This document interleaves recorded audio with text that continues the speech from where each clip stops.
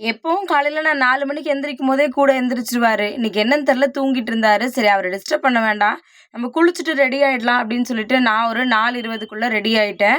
Ready ஆயி முடிச்சதுக்கு அப்புறமா வந்து பார்த்தீங்கன்னா, பிரம்ம முகூர்த்த பூஜைக்கான வேலை எல்லாத்தையுமே ஸ்டார்ட் பண்ணியாச்சு. அவரும் 4:20 கிட்ட எந்திரிச்சுட்டாரு. இன்னைக்கு பிரம்ம முகூர்த்த பூஜையோட டே 7. காலையில நல்லபடியா என்னோட மார்னிங்க நான் வந்து இன்னைக்கு ஸ்டார்ட் பண்ணிட்டேன். முன்னாடியெல்லாம் எனக்கு ஒரு பழக்கம் இருக்கும். எனக்கு ஏதாவது ரொம்ப மனசு சரியில்ல, ரொம்ப கவலையா இருக்கேன் அப்படின்னா, யார்கிட்டயாவது சொன்னோம்னா கொஞ்சம் ஆறுதலா இருக்கும்ல அப்படின்னு நம்பி நெறைய பேர்கிட்ட நெறைய விஷயத்த ஷேர் பண்ணுவேன். ஆனா, அது மூலியமா நமக்கு ஆறுதல் கிடைக்கிறத தாண்டி அது நெறைய பிரச்சனைய கொண்டு போய் விடுது.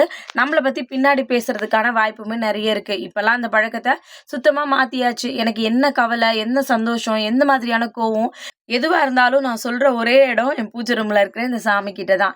இவர் கண்டிப்பா நான் சொல்ற விஷயத்த யார்கிட்டயும் சொல்ல மாட்டாரு. என் பிரச்சனைக்கான தீர்வுமே எனக்கு உடனே குடுப்பாரு. அதனால தீர்வு எங்க கிடைக்குமோ அங்க தானே கேட்கணும். நான் இத தான் ஃபாலோ பண்றேன். Thank you.